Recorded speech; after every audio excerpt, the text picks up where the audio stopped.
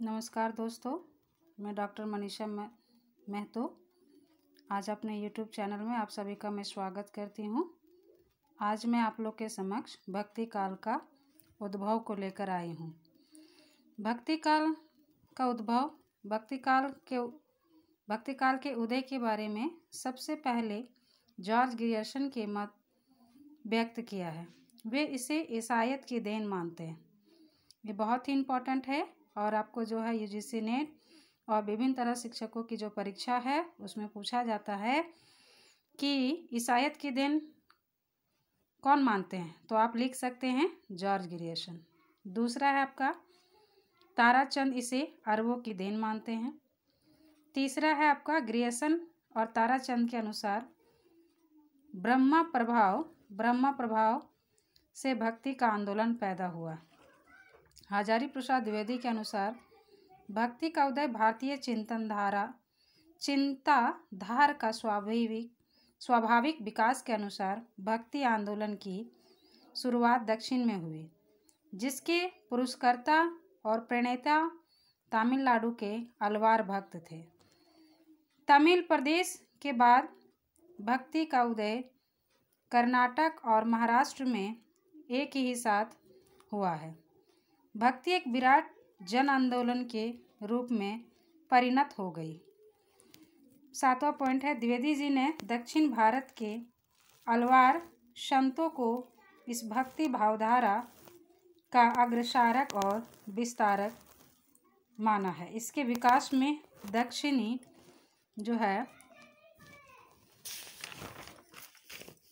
दक्षिणी भक्ति आंदोलन का महत्वपूर्ण योगदान रहा। ये दक्षिण भारतीय संत आलवार कहा जाता था।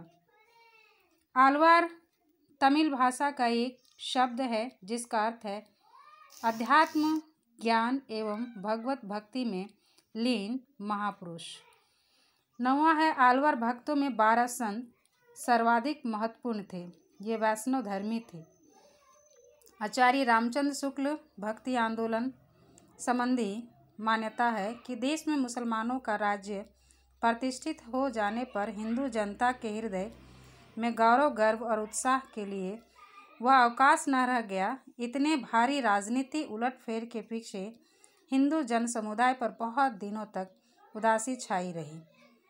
अपने पौरुष से हताश जाति के लिए भगवान की शक्ति और करुणा की ओर ध्यान ले जाने के अतिरिक्त दूसरा मार्ग ही क्या था?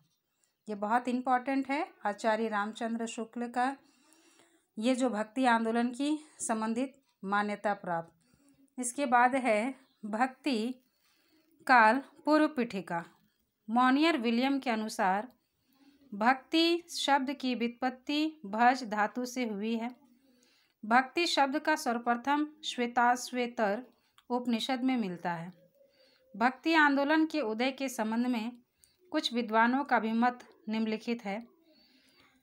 विद्वान प्रस्तोता आचार्य रामचंद्र शुक्ल इस्लामी प्रतिक्रिया के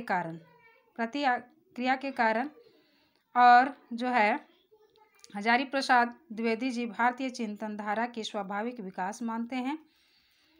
इसके बाद ग्रियर्सन ईसाइयत की देन मानते हैं। गजानन माधव मुक्ति ऐतिहासिक सामाजिक शक्तियों के रूप में जनता के दुख कष्टों में हुआ। रामविलास शर्मा भक्ति आंदोलन एक जातीय और जनवादी आंदोलन है। ये बहुत ही इम्पोर्टेंट है आपके लिए। और भक्ति आंदोलन से संबंधित भक्ति काल का उद्भव, विकास, भक्ति काल की पूर्व पीठिका, तत्पश्चात जो है भक्ति आंदोलन के उद्गम स्थल के संबंध में कुछ विद्वानों के मत निम्न हैं। भक्ति का जो श्रोता दक्षिण की ओर से धीरे धीरे उत्तर भारत की ओर पहले से ही आ रहा था, उसे राजनीतिक परिवर्तन के कारण शून्य पड़ते हुए जनता के हृदय क्षेत्र में फैलने के लिए पूरा स्थान मिला, आचार्य रामचंद्र शुक्ल ने कहा। दूसरा है कि भक्ति द्रविड़ उपजी लायो रामानंद प्रकट किया। कबीर ने 7 दीप 9 खंड कहा। ठीक है। उत्पन्न द्राविड़े साह बुद्धि कर्नाटके गता क्वाचित व चिन्ह महाराष्ट्रे गुर्जरे जीर्णता गता श्रीमद् भागवत से। आचार्य रामचंद्र शुक्ल ने दक्षिण में भक्ति का उद्भव स्वीकार कर लिया है। अब आपको देखिएगा कि भक्ति आंदोलन के संबंध में विद्वानों के कथन निम्नलिखित है। बिजली की चमक के समान अचानक समस्त पुराने धार्मिक मतों के अंधकार के ऊपर एक नई बात दिखाई दी। कोई हिंदू यह नहीं जानता है कि यह बात कहाँ से आई और कोई भी इसके प्रादुर्भाव का कारण निश्चित कर सकता है। किसने कहा? ग्रियर्सन ने। देश में मुसलमानों के राज्य प्रतिष्ठित हो जाने पर हिंदू जनता के हृदय में गौरव और गर्व और उत्साह के लिए अवकाश न रह गया। उसके सामने ही उसके देव मंदिर गिराए जाते थे, देव मूर्तियाँ तोड़ी जाती थी, पूज्य पुरुषों का अपमान होता था और वे कुछ भी न कर सकते। ऐसी दशा में अपनी वीरता के गीत ना तो वे गा ही सकते थे और ना बिना लज्जित हुए सुन ही सकते थे। आगे चलकर जब मुस्लिम साम्राज्य दूर तक स्थापित हो गया तब परस्पर लड़ने वाले स्वतंत्र राज्य भी नहीं रह गए। इतने भारी राजनीतिक उलटफेर के पीछे हिंदू जन समुदाय पर बहुत दिनों तक उदासी सी छाई रही।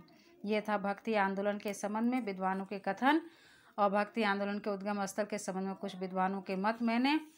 इसके बाद जो है आपका अपने गौरव हताश जनता के लिए भगवान की शक्ति और करुणा की ओर ध्यान ले जाने के अतिरिक्त दूसरा मार्ग ही क्या था? आचार्य रामचंद्र शुक्ल ने कहा, लेकिन जोर देकर कहना चाहता हूँ कि अगर इस्लाम नहीं आया होता तो भी इस साहित्य का 12 आना वैसा ही होता जैसा आज है। किसने कहा? हजारी प्रसाद द्विवेदी ने। इसके बाद वल्लभाचार्य जी ने कहा, हिंदी साहित्य के संदर्भ में भक्ति काल से तात्पर्य उस काल से है जिसमें मुख्यतः भागवत धर्म के प्रचार तथा प्रसार में भक्ति आंदोलन का सूत्रपात हुआ और उसकी लोकानुमुखी प्रवृत्ति के कारण धीरे धीरे लोक प्रचलित भाषाएं भक्ति भावना की अभिव्यक्ति का माध्यम बनती गई और कालांतर में भक्ति विषयक विपुल साहित्य की बाढ़ सी आ गई। किसने कहा? डॉक्टर नगेंद्र ने।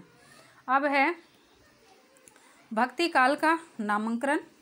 जॉर्ज ग्रियर्सन ने भक्ति काल को हिंदी का स्वर्ण युग कहा है। क्या कहा है?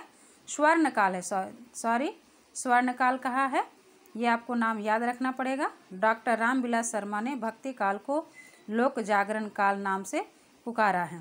आचार्य हजारी प्रसाद ने भक्ति आंदोलन को लोक जागरण की संज्ञा दी गई है। श्याम सुंदर दास ने स्वर्ण युग कहा है। भक्तिकालीन साहित्य ज्ञान और प्रेम का साहित्य है, गणपति चंद्र गुप्त ने कहा है। पुनर्जागरण काल रामविलास शर्मा, पुनरुत्थान काल राम प्रसाद मिश्र, कलात्मक उत्कर्ष काल पृथ्वीनाथ कुलश्रेष्ठ, पूर्व मध्यकाल भक्ति काल रामचंद्र शुक्ल, पूर्व माध्यमिक काल मिश्र बंधु, 15वीं शताब्दी का धार्मिक पुनर्जागरण जॉर्ज अब्राहम ग्रियर्सन ने। इसके बाद जो है ये बहुत ही महत्वपूर्ण है आपकी परीक्षाओं के लिए, विभिन्न परीक्षाओं के लिए, और बहुत ही ध्यानपूर्वक से इसको पढ़ेंगे और याद करेंगे। और कहीं यदि इसमें त्रुटि है तो वह जो आप कमेंट के माध्यम से हमें बताएंगे। आपको ये वीडियो अच्छी लगी हो तो प्लीज़ लाइक कमेंट्स ज़रूर करें। धन्यवाद।